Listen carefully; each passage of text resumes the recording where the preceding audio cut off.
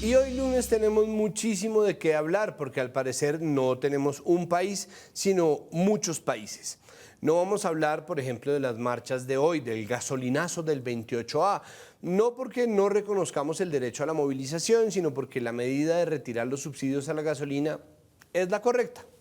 Lo siento, yo sé que es duro para el bolsillo, pero no lo digo yo, además. No lo digo yo, que no tengo la menor idea de estas cuestiones, sino economistas con los que yo no necesariamente he estado de acuerdo en todo, pero cuyo criterio respeto profundamente. Y sí, es posible que alguien pueda encontrar un tuit o una declaración mía hablando en contra de esta misma medida tomada o que se quería tomar también en el gobierno Duque y que por impopular el gobierno Duque decidió retirar. Y en ese caso debo decir que, uno, las protestas de 2019 y 2021 tenían causas muy diversas, muchas de las cuales ni siquiera se acercaban a este tema de la gasolina. Dos, Iván Duque fue un pésimo presidente y no estaba capacitado para ocupar ese puesto desde el comienzo. En ningún punto de la historia, ni por hoja de vida, ni por antecedentes, ni por lo que hizo, y sin embargo tuvo 4 años al amparo de muchos de los grandes medios de comunicación que le perdonaron cada error y le fomentaron cada falso debate que pretendió dar, incluso tapándole horrores como la masacre en Putumayo al actual candidato a la alcaldía Diego Molano, alias Protestódromo. 3. Las movilizaciones actuales están dándose en paz y con respeto por parte de la fuerza pública, por lo cual no tenemos que denunciar que la policía violente a nadie, como lo hicimos en este programa en su momento, sean cuales sean las razones de la marcha. Y 4. El gobierno de Iván Duque nos dejó uno de los muchos y muy distintos países de los que hablaba yo al comienzo. Y ese es el país del líder de la oposición de este país, Francisco Barbosa, fiscal general de la Nación y aspirante a la presidencia, tal parece, que en la ANDI tuvo la oportunidad de pintarnos la Colombia que él ve y que quiere que veamos. Un poco como pasó con la supuesta amenaza en su contra que el ELN ha negado repetidamente y de la cual los organismos de inteligencia del Estado y las fuerzas militares no han encontrado un solo indicio, pero en la que él insiste porque dice ser el objetivo militar número 1 y por eso el país, según Barbosa, es el infierno. Un apocalipsis en donde todo lo que ha buscado el gobierno Petro es imponer la narcocracia y transar con los criminales, y en este petrocalipsis se encierran las agendas principales del gobierno que el ahora precandidato presidencial nombrado fiscal por su mejor amigo Iván Duque denuncia, o al menos lo hace frente a la ANDI, que está dispuesta a comerse el cuento de que ahora somos presas de la tragedia absoluta, que según Barbosa no lo ha sido del todo solo porque él, como una Dalí de la limpieza y la lucha anticorrupción, ha sido el muro contra la ilegalidad en el país, él y solamente él, y empieza con las cifras y claro, sale a decir que ninguna otra fiscalía ha tenido tantas imputaciones de cargos en el escándalo de Odebrecht, pero claro, no dice que ninguna de esas imputaciones ha sido hecha en contra de nadie del Grupo Aval, el principal grupo económico del país, porque eso sería tener un sesgo antiempresa y eso pues es inaceptable, sobre todo si uno está haciendo un discurso en frente de la ANDI. Porque el otro que no habla sobre el Grupo Aval es Bruce McMaster, presidente de la ANDI, Asociación Nacional de Industriales de Colombia, que ovacionó a rabiar a Barbosa y a sus desinformaciones y sus exageraciones y sus delirios de Superman, sabiendo, si saben leer, que son exageraciones y desinformaciones, y que además están dándole una plataforma política a alguien que no debería estar en campaña ahora mismo por la naturaleza de su cargo. Cuando María Jimena Duzán le pregunta a McMaster en su episodio de podcast de hoy, Bruce elige hablar de la política. Mejor hablemos de cómo los políticos se saltan topes de campaña y cómo la crisis ética y la financiación de las campañas es ilegal porque a los empresarios no se les puede demostrar que estén haciendo política, María Jimena, y ese al parecer es otro país, porque encima dice que Petro tiene todo el poder del país, todo íntegro, todo, absolutamente todo, que eso hace de Petro además la élite. Si eso es verdad, entonces Bruce McMaster es el incompetente más grande que tiene este país, porque si para algo se hacen agremiaciones y asociaciones de industriales y colectivos que reúnen las voluntades de empresarios o lo que sea, es precisamente para que tengan un lugar desde el cual puedan ejercer presión y jalonar voluntades en su favor, lo que es ni más ni menos poder político, pero claro que es mentira. Es mentira lo que dice McMaster, porque Colombia es un país tan cooptado por el poder corporativo que pueden salir personas como Bruce McMaster a decir sin despeinarse ni sonrojarse que las empresas no tienen nada de poder, aunque tengan medios de comunicación que son de ellos y les pertenecen, aunque hayan estado en cada negociación del salario mínimo sentadas a la mesa y la gran mayoría de las veces sentadas del lado del presidente y del gobierno con las centrales obreras como contraparte. Y si existe un ejemplo claro de hasta qué punto las empresas que McMaster llama apolíticas o libres de ideología han acabado seguro a espaldas de McMaster participando en política, es precisamente el caso del Grupo Aval y Corfi Colombiana, que en Manguala con Odebrecht pagaron sobornos en Colombia para conseguir que se les adjudicaran obras gigantescas, multimillonarias, y son empresas que no han sido condenadas penalmente en este país por esos sobornos y coimas, pero en cambio sí reconocieron su culpabilidad en Estados Unidos y tuvieron que pagar 80, potencialmente 60 millones de dólares en acuerdos para diferir el proceso y cerrar las investigaciones. En este país no parece que vaya a haber consecuencias, que no las ha habido, no las suficientes. Y no solo eso, desde el Grupo Aval pusieron además fiscal general, porque Néstor Humberto Martínez era el abogado de cabecera de Luis Carlos Sarmiento Angulo y el Grupo Aval, y eso lo sabemos todos nosotros y lo sabíamos en ese momento. Entonces, a ver, ¿dónde están las empresas que no se meten en políticas y además están financiando campañas presidenciales? Si las dos campañas de los candidatos a la presidencia en la segunda vuelta de las elecciones de 2014 estaban untadas de la corrupción de Odebrecht, financiadas por el Grupo Aval, por lo que ya existen imputaciones, salvo que se trata de gente del Grupo Aval. Y dentro de las investigaciones y los expedientes estadounidenses incluso se habla del Colombian Official Number 3, un servidor público que al parecer y aparentemente fue sobornado o que definitivamente fue sobornado y que recibió sumas millonarias de Odebrecht, del Grupo Aval y de Corfi Colombiana, y que estuvo ahí sí presuntamente o supuestamente tal vez trabajando en el gobierno en un cargo que pudo ocupar o no entre 2010 y 2018, pero no necesariamente todo ese tiempo ni todo ese tiempo de manera consecutiva, y que estaba además en una rama del poder, pero no se sabe si solo una o dos o cada una en su momento, si saltó de rama en rama, mejor dicho, no saben quién es. Pero si lo saben, no quieren o no pueden decirlo. Pero claro, por supuesto, Vicky Dávila ya tiene la certeza absoluta de que es, para variar, Juan Manuel Santos. Pero pues no hay prueba de nada de eso. De lo que sí hay indicios es de que la Fiscalía hizo ojos ciegos a las evidencias de esa corrupción, que incluso salpican, al parecer, a Amparo Cerón, una de las 3 candidatas a fiscal general que postuló el presidente Gustavo Petro, ahora doctor honoris causa,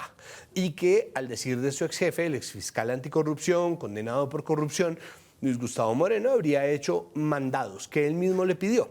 Petro ya dijo que va a repensar su postulación y esta mañana salió Néstor Humberto Martínez defendiendo a Amparo Cerón, con lo cual yo no sé Petro, pero yo la sacaría de esa terna de inmediato, lo siento. Pero aunque no haya nada probado sobre la doctora Cerón, esa defensa de Néstor Humberto Martínez es el ataque más certero a la credibilidad de cualquier persona, al menos en mi libro. Es para evitar la fatiga, pero pues yo no tengo injerencia en nada de la política,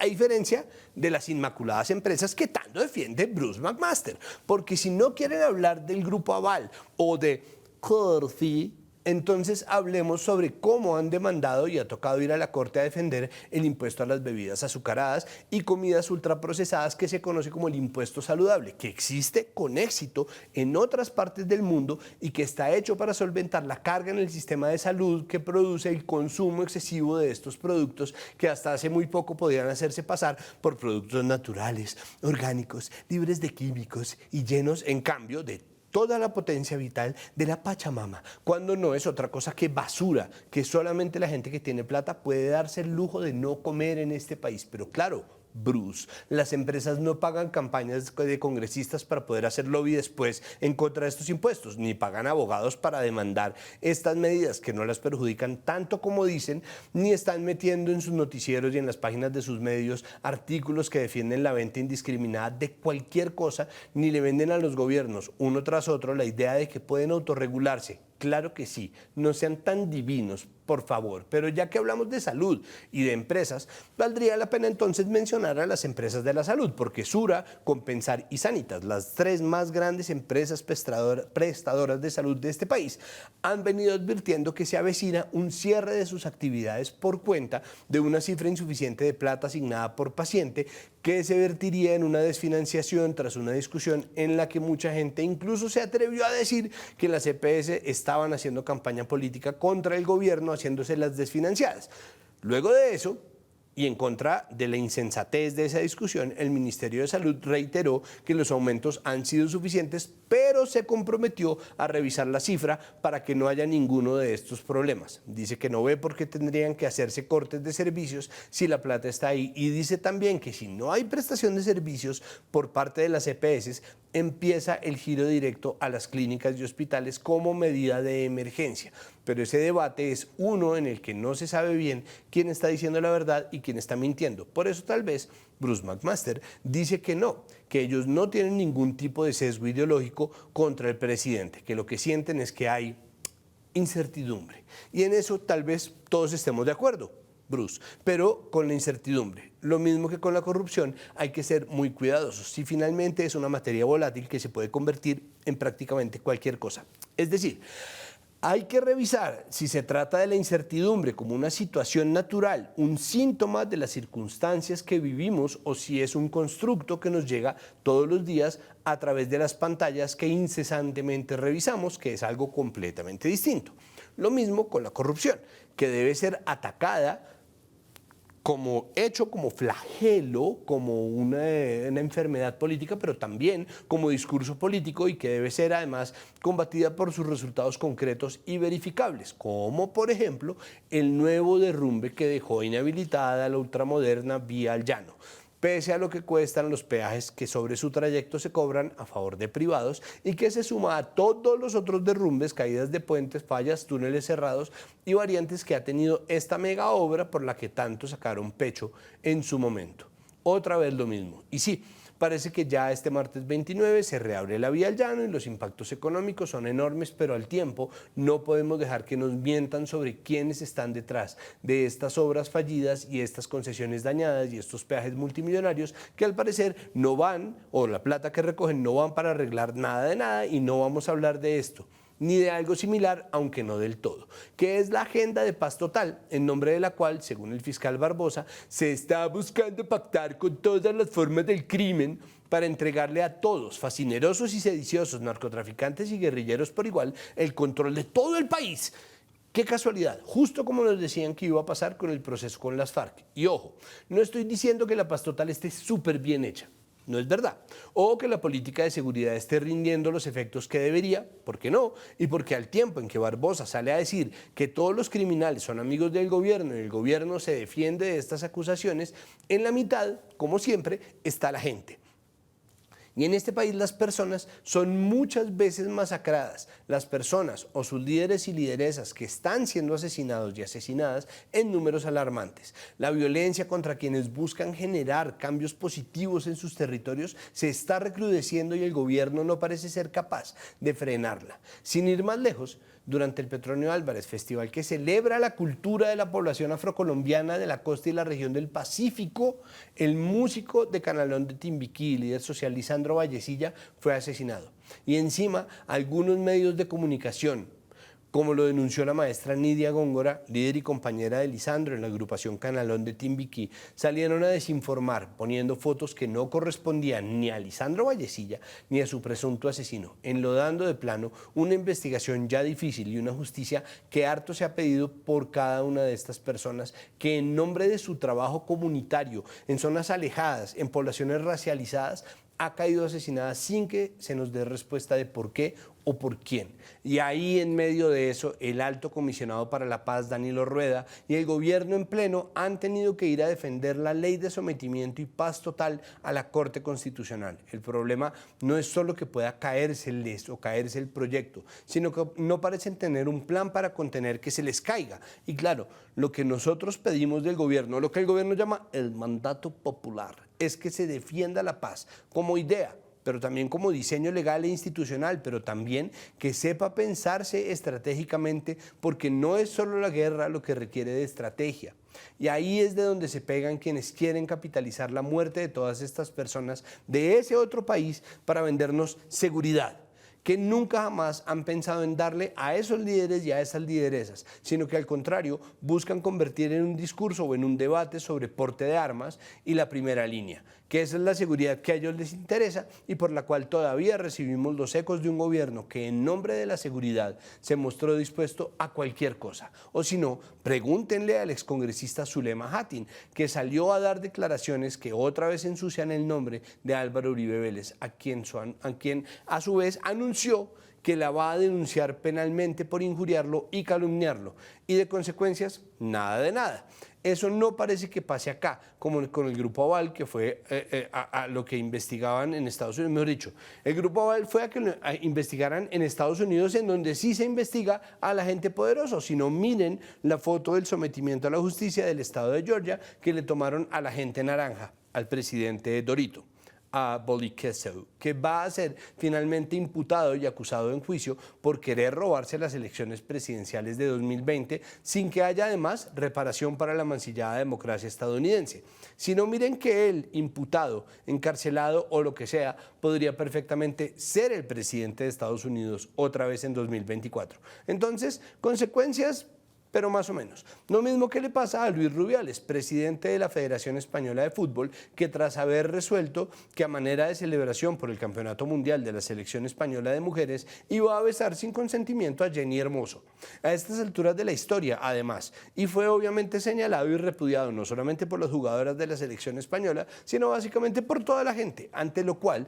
la Federación salió a defenderlo sin ningún tipo de argumento, dando una versión mentirosa sobre un supuesto consentimiento previo de la jugadora para luego convertirlo en una bandera política y luego un asunto de discusión pública y un asunto de opinión, que produjo que 81 jugadoras españolas y contando declararan que se niegan a jugar con la camiseta de la selección hasta que no haya consecuencias reales y la destitución de Rubiales por su comportamiento. Y lo peor es que en cualquier lado, salvo contadas excepciones, sabríamos que hasta las campeonas del mundo saldrían perdiendo al enfrentarse a sus directivos hombres, porque a final de cuentas los derechos laborales no son un asunto de lo que es correcto, sino una cuestión de quién tiene más poder. Y un poco de eso sí vamos a hablar, porque los derechos laborales no son poca cosa, han requerido de peleas cruentas, históricas, es una cosa de hace mucho tiempo y no siempre se ven representados correctamente. O sí, pero su defensa trae una serie de debates nuevos, muy interesantes y por supuesto mucha desinformación. Sin previo aviso, sin balconazo y sin mucha pompa, la ministra de Trabajo, Gloria Inés Ramírez, radicó en el Congreso una nueva versión de la reforma laboral. A ver si esta vez sí, y nosotros queremos ver si esta vez sí se cumple con la representación digna, con la defensa con la concertación y la conciliación y el diálogo, y por eso nuestro hashtag y nuestro tema son el mismo. Numeral, otra vez la reforma laboral. Y ya volvemos a el lunes.